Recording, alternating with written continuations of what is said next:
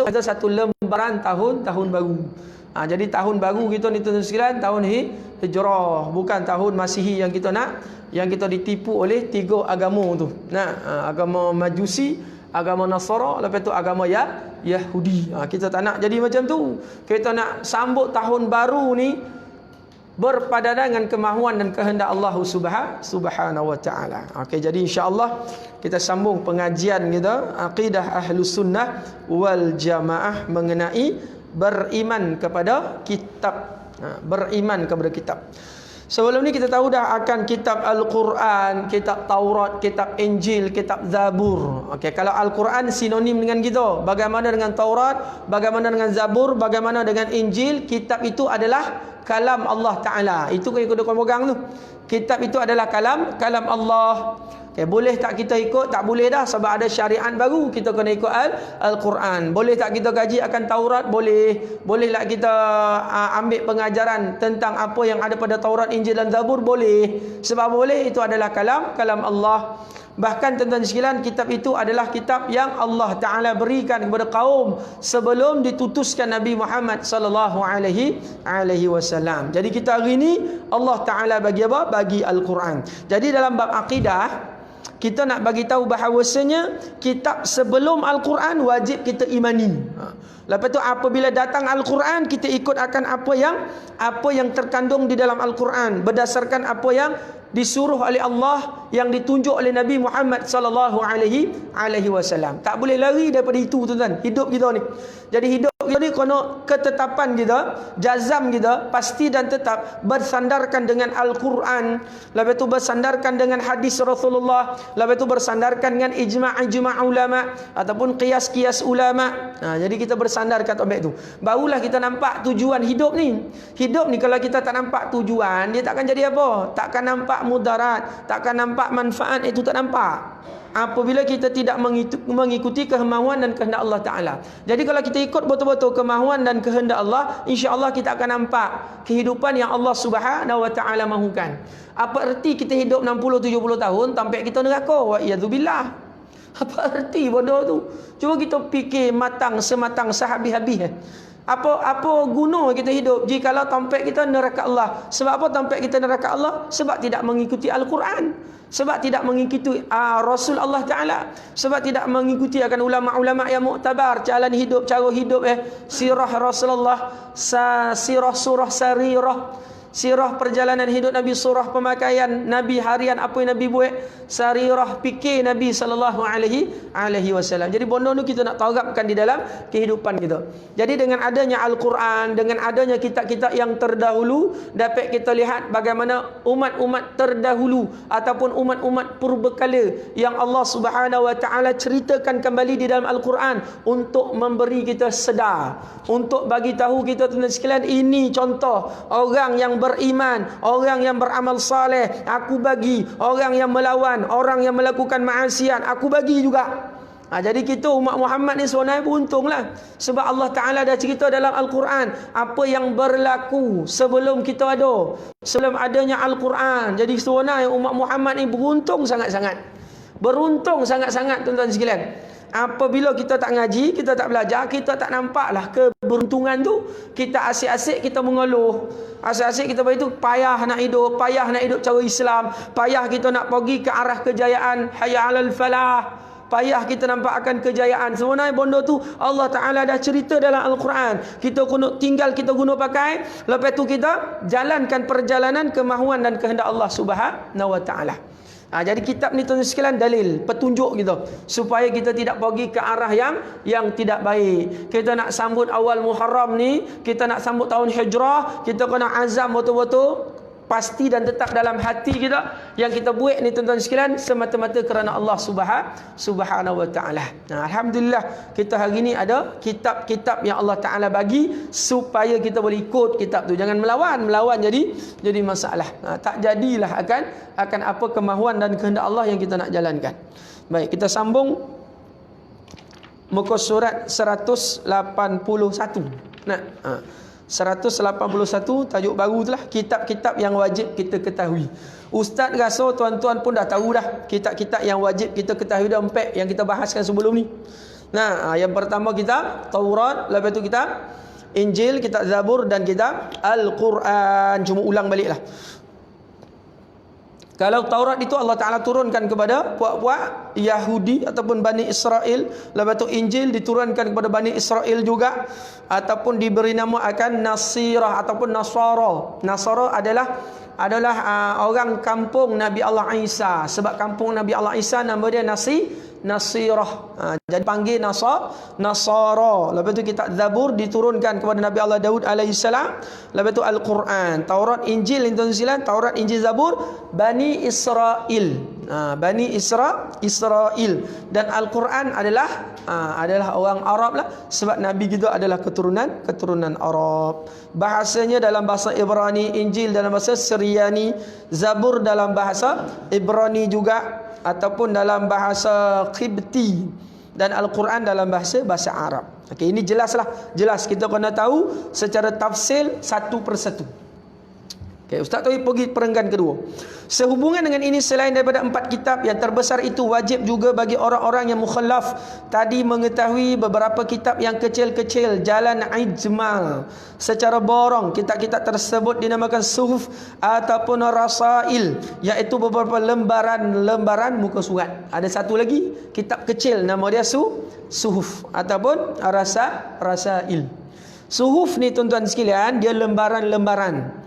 Nah, diberikan kepada Nabi Allah Musa juga, diberikan kepada Nabi Allah Ibrahim alaihissalam, ataupun senang cakap satu memo tuan-tuan sekalian Allah Taala bagi.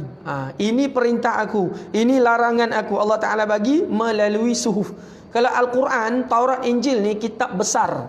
Mana kitab yang Allah Ta'ala bagi kepada Nabi Allah Musa, tidak diberi kepada Nabi Allah Ibrahim. Nabi Allah Ibrahim ambil suhuf sahaja. Dalam suratul A'la kan, akhir daripada ayat tu, aku turunkan suhuf kepada Nabi Allah Musa dan Nabi Allah Ibrahim alaihi salam. Akhir sekali akan ayat suratul A'la. Jelas itu. Suhuf itu diturunkan oleh Allah Subhanahu wa taala kepada Nabi Allah Ibrahim dan Nabi Allah Musa. Firman Allah Azza wa Jalla dalam surah Al-Najmi ayat 36 hingga 42. Allah Subhanahu wa taala berfirman, A'udzu billahi minasyaitonir rajim. Am la yunabba bima fi suhufi Musa wa Ibrahim alladhi wafa alla naziru waziratu wizra ukhra wa allaysa lil insani illa ma sa'a wa anna sa'yahu sawfa yura thumma yujzahul jazaa'al awfa wa anna ila rabbikal muntaha. Sadaqallahul aliyul azim. Atau belumkah ia diberitahu akan apa yang terkandung dalam suhuf, yakni risalah-risalah Nabi Musa dan juga dalam risalah-risalah Nabi Ibrahim, yang memenuhi dengan sempurnanya akan segala yang diperintahkan kepadanya. Dalam risalah-risalah itu ditegaskan bahawa sesungguhnya seseorang yang boleh memikul tidak akan memikul dosa perbuatan orang lain, bahkan tidak ada balasan bagi seseorang melainkan balasan apa yang diusahakan, dan bahawa sesungguhnya usahanya itu akan diperlihatkan kepadanya pada hari kiamat kelak. Kemudian usahanya itu akan dibalas dengan balasan yang amat sempurna, dan bahawa sesungguhnya kepada hukum Tuhan mula kesudahan segala perkara. Okay, jadi di sini nak bagi tahu bahawasanya ada disebutkan mengenai suhuf. Mana suhuf ini adalah lembaran-lembaran ataupun kitab-kitab kecil dipanggil. Ada lagi satu kitab yang dinamakan suhuf. Bahkan sebelum ni Ustaz dah bagi tahu apa yang ada dalam kitab rujukan agama Hindu hari ini, asal daripada kitab itu, daripada suhuf Nabi Allah Idris dan suhuf Nabi Allah Musa alaihi salam. Daripada situlah tuan-tuan sekalian terbitnya nama-nama yang kita panggil bahkan dah sinonim dalam kehidupan kita. Contoh, kalau Nabi Allah Ibrahim alaihissalam mereka gelarkan Brahma, kalau isterinya mereka gelar Saraswati, kalau nama Rasulullah Allah digelar kalki avata. Kalau diterjemahkan dalam bahasa, kalau diterjemahkan dalam bahasa asal, dalam bahasa kita, kalki avata makna dia tuan-tuan sekalian terpuji. Terpuji itu dalam bahasa Arab adalah Muhammad. Jadi makna tuan-tuan sekalian, kalau kita kaji agama-agama yang ada atas muka bumi ni, asal dia tu pembawakan dia adalah pembawakan yang betul. Kenapa Ustaz beritahu pembawakan yang betul? Sebab mereka daripada nabi-nabi yang Allah Taala utuskan. Apabila daripada nabi-nabi yang Allah Taala utuskan, bahawasanya tuan-tuan sekalian, apa yang mereka anuti ataupun yang awal datang itu satu daripada perintah Allah. Mana itu adalah salah satu daripada perkataan-perkataan Allah Taala. Jadi apabila disesatkan oleh orang-orang yang tidak bertanggungjawab, seperti disesatkan Taurat, disesatkan Injil, disesatkan Zabur, apa yang ada pada Taurat, apa yang ada pada Injil, tuan-tuan sekalian, disesatkan oleh orang-orang yang tidak bertanggungjawab. Bahkan mereka mengakui ada Tuhan selain dari Allah Ta'ala, ataupun ada dewa-dewa yang menjaga Allah. Yang hari ini orang sebut, tuan-tuan sekalian, agama Trinity, yang ada tiga piramid, ada Tuhan besar, Tuhan ibu, Tuhan anak. Kalau Yahudi itu tuan-tuan sekalian ada Isis, Osiris, lepas itu Horus. Itu adalah agama-agama puak-puak Yahudi. Kalau Kristian dia ada Godfather, lepas itu ada Jesus, lepas itu ada Ruhil Kudus. Jadi kita tidak. Kita mempercayai akan Nabi Allah Musa, akan Nabi Allah Isa, akan Nabi Allah Ibrahim alaihissalam. Kita mempercayai akan Nabi-Nabi. Nabi-Nabi sebagai pesuruh Allah, bukan sebagai dewa, bukan sebagai Tuhan, ataupun yang mengambil akan kerja Tuhan. Bahkan mereka menfitnah akan Allah Ta'ala. Buat satu kitab, nama kitab ni sekalian, Allah Ta'ala bingung. Bingung apa? Bingung nak buat keputusan apa yang nak dilakukan kepada Nabi Allah Isa alaihi salam. Sampai macam tu saja. Jadi kita ni tuan-tuan sekalian percaya akan apa yang Allah Ta'ala beritahu nabi-nabi yang diutuskan dengan kitab ataupun suhuf masing-masing. Kita percaya, bukan kita tidak beriman. Tetapi kita beriman gitu, bukan sepertinya berimannya mereka akan perkara-perkara yang lari daripada Al-Quran. Kenapa mereka tidak menjumpai akan akhir ataupun akan kitab yang terakhir yang wajib mereka ikuti? Tidak perlu melihat kepada Taurat lagi dah, tidak perlu melihat kepada Injil, mereka perlu melihat kepada Al-Quran. Sebab Rasulullah SAW Allah Ta'ala beri Al-Furqan ataupun Al-Quran. Sebab mereka tidak mengikuti Taurat yang sebenar. Itu jawapannya. Sebab mereka tidak mengikuti Injil yang sebenar. Sebab mereka tidak mengikuti suhuf-suhuf yang sebenar. Bahkan dalam Taurat, dalam Injil ada menyebutkan akan kisah akan Nabi akhir zaman, iaitu Kalki Abata ataupun Muhammad ataupun Ahmad. Jadi mereka tidak mengikuti kitab-kitab yang sebenar. Itu sebab tuan-tuan sekalian tak nampak ataupun tidak dapat akan akhir akan kitab itu apa yang Allah Ta'ala mahukan. Itu sebab sesat. Itu sebab tuan-tuan sekalian tidak jumpa punca, tidak jumpa akan pengakhiran. Sebab yang dia rujuk itu satu benda yang salah. Kalau Injil ada ompek lagi terjemah, kalau Taurat ada ompek lagi terjemah, tuan-tuan sekalian, macam mana nak dapat satu kata putus? Bahkan dalam Kristian beratus-ratus fahaman, dalam Taurat Yahudi Bani Israel pun beratus-ratus berpuluh-puluh fahaman. Macam mana nak jumpa yang ni cakap lain, yang ni cakap lain, yang ni cakap lain? Sampaikan falsafah-falsafah barat. Orang kafir sendiri dia beritahu dalam Taurat, dalam Injil ada silap faham, ada kesalahan yang banyak dalam Taurat dan Injil. Sebab penterjemah dia tuan-tuan sekalian tak sama, duduk asing-asing. Main terjemah ikut akal, ikut kepuasan nafsu. Bukan terjemah ikut kemahuan dan kehendak Allah, merujuk akan mana-mana tempat, tidak. Kenapa tak jumpa Al-Quran itu satu? Al-Quran adalah wahyu Allah Ta'ala. Kenapa tidak beriman kepada Rasulullah Sallallahu Alaihi Wasallam? Sebab bondo ni lah tuan-tuan sekalian dia ambil satu bondo yang salah. Kalau rasail, kalau suhuf itu daripada dulu lagi. Daripada dulu sebelum adanya Al-Quran. Kalau follow elok-elok tuan sekalian, insya-Allah akan jumpa. InsyaAllah akan jumpa akan kemahuan dan kehendak Allah Ta'ala seperti mana yang Allah Ta'ala beri di dalam Al-Quran. Jadi hari ini yang beruntung ni siapa? Kita. Nampak tak? Pimai-pimai pergi ke siapa? Pergi kita. Alhamdulillah kita beriman dengan Al-Quran. Kalau hari ini tuan-tuan sekalian kita dilahirkan daripada ibu yang tidak mengenal Allah, wal iyazubillah, kita lahir daripada komuniti ataupun masyarakat ataupun negara yang tidak mengenal Allah, wal iyazubillah. Alhamdulillah kita lahir dekat tanah Melayu ni tuan-tuan sekalian, abah datuk nenek moyang kita beriman, jadi kita ikut beriman, jadi kita kena Al-Quran, tahu cerita sebenar. Apa yang terkandung dalam Al-Quran, apa yang ada dalam Al-Quran, kita ikut cara nak hidup kita pun cara Al-Quran. Syukur alhamdulillah. Bukan Allah Ta'ala tak bagi Nabi-Nabi terdahulu akan petunjuk-petunjuk atau dalil-dalil untuk memudahkan. Nabi-Nabi terdahulu menceritakan kemahuan dan kehendak Allah, menceritakan Nabi-Nabi akhir zaman. Kenapa Warqah bin Naufal tahu yang Khadijah cerita itu mengenai Nabi akhir zaman? Sebab benda tu ada dalam Taurat, benda tu ada dalam Injil. Kenapa Bahira masa tu Rasulullah pada usia 12 tahun bawa pergi berdagang sampai ke Syam, Bahira nampak. Lepas tu Rasulullah bersandar satu pokok buanti. Lepas tu Bahira tengok ciri-ciri budak ni memang ciri-ciri apa yang terkandung di dalam kitab Taurat. Kenapa Bahira beriman? Kenapa Warqah bin Naufal itu beriman? Sebab jalan betul. Pada ketika itu Rasulullah tak terima wahyu lagi. Jadi siapa Islam ketika itu? Puak-puak ni lah. Puak-puak ni lah tuan-tuan sekalian yang Islam pada ketika itu. Nampak? Jadi kita dengan izin Allah dan sekalian beruntung. Sangat-sangat beruntung. Jadi kadang-kadang kita yang tidak mahu menjalankan kehidupan, kemahuan dan kehendak Allah Ta'ala. Kalau kita lihat betul-betul terjemahan ataupun apa yang Allah Ta'ala maksudkan tuan-tuan sekalian, jadi kita beruntung. Allah Ta'ala balik beri Al-Quran. Lepas itu dalam Al-Quran menceritakan kisah-kisah purbakala, mana yang salah, mana yang betul. Jadi kita nak jalankan tuan-tuan sekalian kemahuan dan kehendak Allah Ta'ala.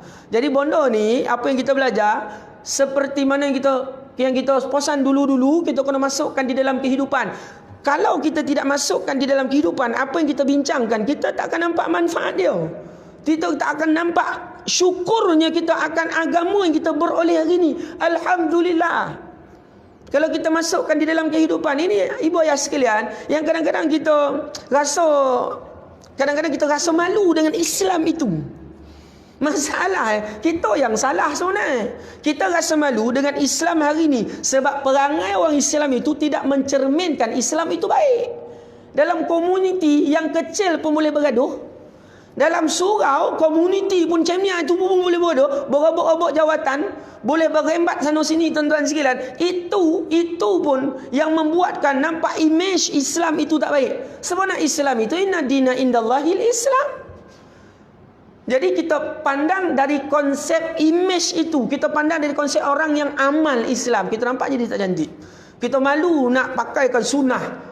Kita malu nak pakai selempang, kita malu nak pakai sorban, kita malu nak pakai kopiah. Bukan kita cakap, kita hari ni rasa kita nak amal sunnah, kita rasa malu. Kita nak bola janggut malu, kita nak pakai sunnah, naik pasar raya kita jadi malu. Wa iyadzubillah. Sebab kita, itu sebab, apa benda pun tuan sekalian, kita mahukan cinta dia. Cinta itu yang membuatkan keseronokan kita beramal. Seperti Qais dan Laila Majnun ni tuan-tuan sekalian, dia seronok sangat ataupun cinta sangat dengan Laila. Bahkan sebahagian ulama beritahu Laila ni tak cantik pun. Kita manih Laila ni tuan-tuan sekalian. Kisah itu berlaku pada zaman Hasan Al-Basri. Bagi saya ini kisah benar. Nah, yang Ustaz cerita selalu Qais dengan Laila. Ustaz nak bagi tahu, Ustaz ambil cerita Qais dengan Laila, bagaimana cinta akan Qais terhadap Laila. Memang percintaan pada manusia itu salah, sampaikan memudaratkan dia punya diri. Tapi nak bagi tahu cinta sebenar yang diajar oleh Qais ataupun Majnun itu, orang gila tu. Jadi kita nak rasa cinta akan benda ni tuan-tuan sekalian, kita kena amal, bahkan kita kena donga, bahkan kita kena hayati. Apabila masuk perasaan cinta, kita rasa apa? Kita rasa bangga dengan agama kita. Bahkan kita rasa bangga apa yang dilakukan oleh Nabi Muhammad sallallahu alaihi wasallam. Jadi selain daripada kitab-kitab yang kita belajar, dia ada lagi satu kitab kecil yang dinamakan Suhuf. Habis Ustaz, Nabi-Nabi terdahulu macam mana nak sampaikan akan risalah, akan kemahuan dan kehendak Allah, padahal Taurat diturunkan pada Nabi Allah Musa. Sebelum Nabi Allah Musa ada lagi Nabi Allah Idris, Nabi Allah Nuh. Sebelumnya itu ada Nabi-Nabi. Bagaimana keadaannya Ustaz? Inilah rujukan mereka yang dinamakan Suhuf. Inilah rujukan. Dia tidak dikategorikan sebagai kitab yang besar. Yang 4 biji itu tidak. Dia kitab itu adalah perkataan Allah Ta'ala, lembaran-lembaran yang Allah Ta'ala berikan kepada Nabi-Nabi untuk menjalankan kemahuan dan kehendak Allah. Jadi jawapan hari ini, daripada zaman Nabi Adam sampai ke zaman Nabi Muhammad sallallahu alaihi wasallam, semuanya berjalan di atas takdir Allah Subhanahu wa ta'ala. Sebab apa yang mereka jalankan, apa yang mereka putuskan, apa yang mereka ajar berdasarkan kemahuan dan kehendak Allah. Masya Allah. Jadi kita bersyukurlah, sebab kita hidup di dalam komuniti orang Islam. Kalau kita hidup kat Brazil, komuniti penuh orang Kristian. Kalau hidup dekat Filipin, hidup dekat Thailand, penuh dengan orang Buddha. Kita tak tahu, kita duduk dekat semenanjung orang Melayuiah dekat Fatani Naratiwat, ada 2 lagi tu. Kalau kita hidup di selain daripada itu, kita dibesarkan dalam komuniti keluarga yang tidak kenal Allah, wal iyazubillah. Hari ini tuan-tuan sekalian, kita dihidupkan dengan keluarga yang mengenal Allah Subhanahu wa ta'ala. Jadi Masya Allah, Nabi-Nabi terdahulu dia bawa apa kemahuan dan kehendak Allah dengan apa? Dengan risalah yang dinamakan suhuf. Itu jawapan dia. Jadi kita tak payahlah nak apa cakap? Nak takwil lagi. Kenapa Allah Ta'ala tak jadikan semua orang baik atas muka bumi? Jadi kita jangan pandang bodoh tu. Kita pandang Allah Ta'ala beri peluang dapat agama yang Allah Ta'ala redha. Kita syukur yang tu tuan-tuan sekalian. Lepas tu kita sampaikanlah ta'muruna bil ma'ruf wa tanhauna 'anil munkar dan wa tu'minuna billah. Kita ajak orang buat baik, cegah buat mungkar, dan kita pun beramal saleh kepada Allah Ta'ala. Jadi ini dalil mengenai suhuf. Jadi suhuf kita wajib beriman. Sebab apa kita wajib beriman? Kita tak tengok pun suhuf. Sebab Allah Ta'ala cerita mengenai suhuf. Okay, dan lagi firman Allah dalam suratul A'la ayat 4 boleh hingga 9 boleh. Allah Ta'ala berfirman, Qad aflaha man tazakka wa dhakara asma rabbih fasalla bal tu'thiruna al-hayata ad-dunya wal akhiratu khairun wa abqa inna hadha la fi suhufil ula suhufi Ibrahim wa Musa. Sadaqallahul aliyul alim. Ke belakang pada ayat dengan jelaskan suhufi Ibrahim wa Musa. Okay, baik. Fokus kita malam ni, kita nak dapat kita nak tahu di manakah letaknya dalil. Di manakah letaknya dalil bukti akan kewujudan suhuf. Yang Ustaz top up tu untuk cerita lebih kita faham apakah yang dimaksudkan dengan suhuf. Supaya kita nampak tuan-tuan sekalian, Nabi-Nabi terdahulu berjalan pun dengan kemahuan dan kehendak Allah. Tak ada buat cerita sendiri. Kita ni umat Muhammad yang payah, yang begar sikit tuan-tuan sekalian, buat cerita sendiri, buat perjalanan hidup sendiri. Kita tidak mahu mengikuti kemahuan dan kehendak Allah Ta'ala. Kita mahu apa hati kita bagi tahu, apa akal kita bagi tahu, kita buat. Bahkan kita tidak lihat apakah kemahuan dan kehendak Allah. Padahal Allah Ta'ala dah tunjuk pada umat Muhammad ini tuan-tuan sekalian apa perlu kita lakukan. Kisah-kisah makhluk-makhluk yang tidak mendengar ataupun yang tidak beriman kepada Allah, melawan makhluk-makhluk ataupun hamba Allah Ta'ala yang beriman, sedikit sahaja jumlahnya. Jadi apabila kita lihat hari ini tuan-tuan sekalian, orang kafir saja ada 5.5 bilion. Mana 5,500 juta. Orang Islam lebih kurang 1.5 bilion. Kristian saja hari ini nak roket 2 bilion, 3 bilion lebih tuan-tuan. Jadi kita nampak benda macam tu. Memang orang yang beriman, orang yang mencintai akan Allah, jumlahnya sedikit saja. Inilah jumlah yang Allah Subhanahu wa ta'ala pilih. Kita tak nak kita punya kuantiti kita banyak, tetapi kita punya kualiti kita kurang. Yang masalah orang Islam hari ini tuan-tuan sekalian, kualiti dia punya kuantiti banyak, tapi kualitinya itu, apabila kualiti itu kurang tuan-tuan sekalian, dia tidak nampak mencerminkan akan kehebatan Islam. Bukti ya tuan-tuan sekalian, zaman para sahabat, bagaimana keadaan Islam boleh pegang alam ini. Islam boleh pegang dunia ini tuan-tuan sekalian. Walaupun ketika itu banyaknya orang Islam, tak seperti banyaknya hari ini.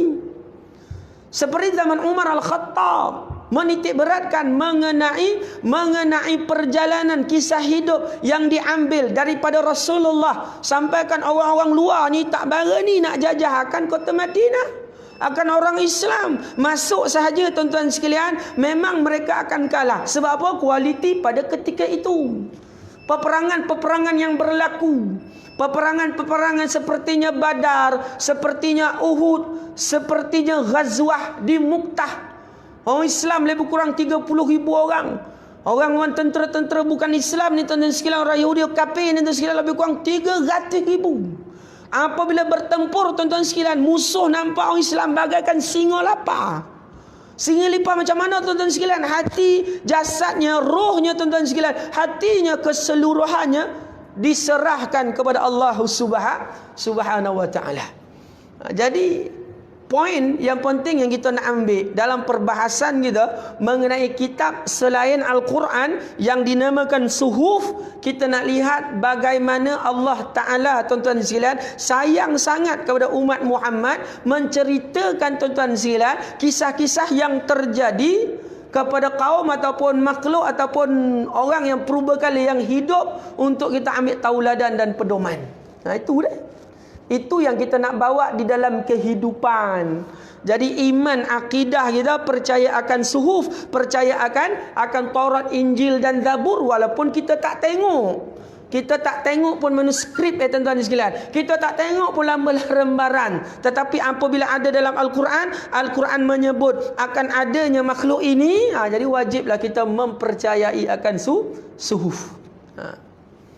Jadi kita pun dengan izin Allah tuan-tuan sekalian, jangan sekadar dongai tak jadi, kita kena amal. Jadi nabi-nabi terdahulu bawa apa yang Allah Subhanahu wa taala mahukan. Okey, sambung sikit lagi sebelum habis. Mengenai kitab-kitab yang lain yang diturunkan oleh Allah Subhanahu wa taala kepada semua rasulnya, tidak disebutkan nama-nama kitab itu di dalam Al-Quran. Malah hanya Allah menegaskan, Allah Subhanahu wa taala menegaskan bahawa bagi setiap nabi yang diutus oleh Allah Ta'ala tadi, rasul diberi kepada mereka risalah, kerasulan untuk disampaikan ke kaum. Jadi semua tuan-tuan sekalian Allah Ta'ala bagi jalan. Tak ada jalan dengan sendiri. Jadi kita umat ni bernusilan kena jalan apa kemauan Allah Ta'ala. Lihat Al-Quran, lihat hadis. Tak faham Al-Quran, tak faham hadis, tengok akan terjemahan akan para ulama-ulama yang muktabar. Barulah kita nampak jalan yang sunnah. Itu kekuatan kita sunnah. Kekuatan kita bukan kerana alat perang. Tuan-tuan percayalah. Selagi kita orang Islam mempercayai kekuatan kita datang pada makhluk, kita salah. Sebab orang kafir pun menyatakan kekuatan mereka datang kepada alat perang. Sebenarnya tidak. Awal kekuatan itu datang daripada siapa? Datang daripada Allah Subhanahu wa taala. Jadi kita hari ini percaya kepada alat perang kita seperti mana orang kafir percaya. Sahabat tuan-tuan sekalian, alat perang sebagai asbab untuk melawan, sebagai asbab, sebagai tertib. Nak buat sesuatu kena ada sebab, nak bunuh orang, nak pancung orang, nak pertahankan kena ada perisai, kena ada pedang. Tetapi mereka tidak menganggap peralatan itu sebagai benda yang boleh beri mudarat dan benda yang boleh beri kebaikan. Mudarat dan kebaikan datangnya dari Allah. Kalau tidak, masakan 30,000 menang dengan 300,000. Cuba kita fikir guna akal kita. Macam mana benda ni boleh berlaku? Macam mana 303 boleh kena lawan 1,000 menang 303 boleh? Mana yang sikit pada yang banyak? Kalau tidak, Allah Ta'ala yang bantu tuan-tuan. Jadi kita ni tuan-tuan sekalian melihat akan apa yang Allah Subhanahu wa Ta'ala bagi tahu, yang dibawa oleh Nabi daripada Nabi Adam sampai ke Nabi Muhammad. Itu adalah kata-kata yang Allah Ta'ala suruh buat. Buat macam ni, buat macam ni, buat macam ni. Kisah Nabi Allah Nuh AS berkaitan dengan Muharram. Nabi Allah Nuh selamat daripada banjir besar. Ada ulama beritahu satu dunia banjir. Ada ulama beritahu kawasan Nabi Nuh saja yang banjir. Terdampar dekat Bukit Jud, dekat Istanbul, Turki, ataupun Konstantinopel, terdampar di situ tuan-tuan sekalian. Apa yang berlaku sebelum adanya kapal. Allah Ta'ala perintah Nabi Allah Nuh. Sebab Allah Ta'ala lahadkan yang beriman 950 tahun buat dakwah hanya 83 orang. Lepas tu dah tak ada beriman. Allah Ta'ala perintah 83 orang. Banjir besar akan berlaku. Allah Ta'ala nak hancurkan kaum Nuh alaihissalam yang tidak beriman. Bina kapal. Nabi Allah Nuh mana ada sijil perkapalan? Tuan-tuan sekalian, mana masuk engineer? Tidak. Siapa yang ajar Nabi Allah Nuh? Siapa yang gerak-gerakkan Nabi Allah Nuh? Siapa yang bagi tunjuk ajar sampaikan kapal besar? Ulama betul lebih kurang 4 padang bola. Lepas tu ada 3 tingkat tuan-tuan sekalian. Setiap tingkat ada makhluk-makhluk Allah Ta'ala yang huni. Selamat Nabi Allah Nuh daripada bala bencana Allah Azza wa Jal. Jadi nak bagi tahu di sini tuan-tuan sekalian, siapakah yang menyelamatkan Nabi Allah Nuh? Itu adalah kerja Allah Subhanahu wa Ta'ala. Jadi nak bagi tahu, risalah itu yang dibawa oleh Nabi Adam sampai Nabi Muhammad, daripada kitab besar hingga kitab kecil tuan-tuan sekalian, semua arahan dan perintah Allah. Berjaya tak puak-puak ni, Allah Ta'ala isytihar berjaya. Bahkan sahabat-sahabat Nabi tuan-tuan sekalian, antara yang Allah kirim salam adalah Khadijah binti Khuwailid Al-Khubra. Sebab pengorbanan Khadijah binti Khuwailid untuk agama Allah Subhanahu wa Ta'ala. Firman Allah Ta'ala dalam surah Al-Baqarah, mafhumnya, pada mulanya manusia itu adalah umat yang satu menurut agama Allah yang satu. Tetapi setelah mereka berselisihan, maka Allah mengutuskan nabi-nabi sebagai pemberi khabar gembira kepada orang-orang yang beriman dengan balasan syurga, dan pemberi amaran kepada orang-orang yang ingkar dengan balasan azab neraka.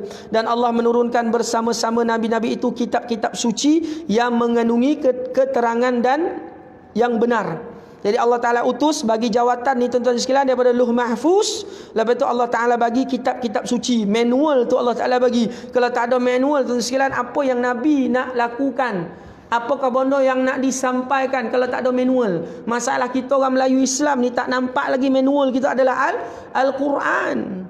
Kita tak nak guna pakai Al-Quran. Bahkan kita tidak yakin dengan Al-Quran dan hadis Rasulullah. Kita cakap benda ni ketinggalan. Sebenarnya tuan-tuan sekalian, itulah manual orang Islam. Selagi kita tak guna manual ni sehabis yang mungkin tuan sekalian, sampai itulah kita tidak dapat menguasai akan dunia ini sebagaimana yang dikuasai oleh sahabat dan yang lain tabi'in wa tabi'in. Apabila adanya Imam Mahdi ataupun nama yang asalnya Muhammad bin Abdullah, kata Rasulullah, serupa dengan namaku, barulah tuan-tuan sekalian Al-Quran itu disanjung tinggi, barulah tuan-tuan sekalian Islam pada ketika itu memerintah akan dunia. Sebab apa tuan-tuan sekalian? Tu manual ikut. Selagi tak ikut manual tuan-tuan sekalian, selagi itulah macam itulah kita tuan-tuan sekalian. Jadi apabila di zaman Mulkan Jabarian, zaman Eropah memimpin akan alam ini. Hari ini tuan-tuan sekalian memang Eropah memimpin dunia. Dinamakan Mulkan Jabarian, yang tidak mengamalkan kemahuan dan kehendak Allah, meletakkan akal semata-mata untuk hidup. Hari ini tuan-tuan sekalian memang Mulkan Jabarian. Setiap 100 tahun daripada Turki Uthmaniyah jatuh 1924, hancur sistem khalifah. Lepas tu naik sistem kapitalis, naik sistem demokrasi. Yang kita sedang lalui pada ketika ini. Setiap 100 tahun Allah Ta'ala akan hantar tuan-tuan sekalian, akan makhluknya, akan hambanya, memartabatkan akan apa kemahuan dan kehendak Allah. Kalau ikutkan tarikh 100 tahun tu, mana 2024. Tapi tak pastilah sebab tak tulis dalam Al-Quran 2024 serta hadis yang sahih. Maknanya Allah Ta'ala suruh apa? Selalu bersedia. Itu dah. Macam Lailatul Qadr lah. Tak beritahu akan tarikh yang sebenar, tapi diambil daripada peristiwa-peristiwa yang berlaku kepada Rasulullah. Waktu Ramadan, minggu mana, hari mana yang Rasulullah kuatkan ibadah, tambahkan ibadah. 10 malam terakhir, banyak dalam hadis yang sahih. Malam bila? Wallahu a'lam. Untuk menjalankan hukum di antara manusia mengenai apa yang mereka perselisihkan, dan sebenarnya tidak ada yang melakukan Tidak ada yang melakukan perselisihan melainkan orang-orang yang telah diberi kepada mereka kitab-kitab suci yang tersebut, yaitu sesudah datang kepada mereka keterangan-keterangan yang jelas nyata. Mereka berselisih semata-mata dengan hasad dengki sesama sendiri. Maka Allah memberikan petunjuk kepada orang-orang yang beriman ke arah kebenaran yang diperselisihkan, dan mereka yang durhaka itu dengan izinnya. Dan Allah sentiasa memberi petunjuk hidayatnya kepada sesiapa yang dikhendakinya ke jalan yang betul lurus menurut undang-undang dan peraturan Allah. Al-Baqarah ayat 213. Jadi Al-Baqarah ini pun dalil nak bagi tahu Nabi bawa apa yang dibawa, apa yang disuruh oleh Allah Ta'ala sampai ke Nabi Muhammad. Ada tak kejayaan? Inilah tuan-tuan sekalian kejayaan yang azali yang Allah Ta'ala berikan kepada makhluk-makhluknya yang mengikuti jalan-jalannya yang lurus. Perenggan terakhir, justru itu wajib bagi orang-orang mukhalaf beriman dengan jalan ijma' kepada kitab-kitab yang telah disebutkan namanya di dalam Al-Quran, Taurat, Injil dan Zabur, dan tidak harus membangsakan kitab-kitab itu kepada Allah Ta'ala, dan wajib beriman kepada kitab-kitab yang tidak disebutkan namanya dalam Al-Quran itu diturunkan ia adalah benar, memberi petunjuk dan mentauhidkan Allah Subhanahu Wa Ta'ala pada rububiyah, uluhiyah, asma'nya dan sifat-sifatnya. Abaikanlah rububiyah, uluhiyah, asma' dan sifat-sifat. Sebab apa Ustaz beritahu pejabat mufti tak bagi kita bahas rububiyah, uluhiyah, asma' dan sifat? Sebab perdalaman ataupun perincian mengenai tauhid tiga itu mengundang akan selisih dalam akidah Ahlus Sunnah wal Jamaah. Tetapi kitab ini tidak menjadi masalah untuk kita bahas, sebab dia bahas rububiyah, uluhiyah, asma' dan sifat awalnya sahaja, tidak diperincikan mengenai rububiyah, uluhiyah, asma' dan sifat Allah Subhanahu Wa Ta'ala. Okay, jadi tuan-tuan sekalian, di sini jelas apa yang wajib kita tahu adalah ada kitab selain daripada Taurat, Injil dan Zabur, nama tuan-tuan sekalian suhuf ataupun bahasa Melayu lembaran-lembaran yang Allah Ta'ala berikan kepada Nabi dan Rasul yang tidak diberikan kitab. Ada Nabi beri kitab, lepas itu beri juga suhuf, seperti Nabi Allah Musa, Allah Ta'ala beri kitab Injil, lepas itu Allah Ta'ala beri lagi suhuf. Sebab apa tuan-tuan sekalian? Tuan-tuan fahamlah bagaimana kedegilan dan keangkuhan Bani Israel. Bahkan banyak nabi-nabi tuan-tuan sekalian diturunkan dalam bangsa Bani Israel, bangsa anak beranak Nabi Allah Ya'qub alaihi salam. Jadi masya-Allah Bapak sekalian, insya-Allah nanti kita lihat perbezaan di antara kitab dan suhuf. Perbezaan ni kita dah tahu dah nampak tuan-tuan sekalian akan kitab-kitab Allah Taala yang 4 dengan suhuf. Ada orang bagi tahu, ulama bagi tahu suhuf ni 100 diturunkan, ada 110. Bahkan ulama bahas lagi yang mengetahui banyak mana suhuf diturunkan hanya Allah Ta'ala. Dia dua perbezaan saja. Ada 100 suhuf dengan 110 suhuf. Okay, Nabi dan Rasul tuan-tuan sekalian Allah Ta'ala jadikan lebih kurang 124,000 para anbiya dan Rasul. Keseluruhan adalah 124,000. Jadi yang tahu banyak mana suhuf itu hanya Allah Subhanahu Wa Ta'ala. Yang wajib kita imani 4 kitab itulah Taurat, Injil dan Zabur serta Al-Quran yang disebutkan di dalam Al-Quran. Jadi insya-Allah setakat ini perbahasan kita mengenai kitab sambungan dengan suhuf. Mudah-mudahan kita dapat ikhtibar. Lepas tu kesimpulan tuan-tuan sekalian, berimannya kita kepada kitab. Lepas tu ada lagi kitab kecil, lembaran-lembaran yang dinamakan suhuf, walaupun namanya tidak disebutkan di dalam Al-Quran, tetapi sudah cukup apabila disebut akan lembaran-lembaran itu ataupun suhuf-suhuf itu di dalam Al-Quran untuk meyakinkan, untuk membenarkan, untuk mengiyakan akan kewujudan suhuf itu. Lepas tu tuan-tuan sekalian, kita masukkan di dalam kehidupan kita, ikutan kita, perjalanan hidup kita, fikir kita, cara berpakaian kita tuan-tuan sekalian, semuanya di bawah yang dibawa oleh Nabi Muhammad sallallahu alaihi wasallam. Itu yang penting sebenarnya. Iman dah, lepas tu kita kena amal. Itu yang penting. Peganglah Al-Quran, peganglah sunnah, insya-Allah kejayaan kita akan nampak. Yakinlah tuan-tuan sekalian, kebenaran itu akan menjelma. Kesabaran itu perlu ada pada diri kita. Nah, walaupun hari ni nampak image Islam itu tercemar sebab orang yang menganut, orang yang menjalankan ajaran Islam yang mencemarkan.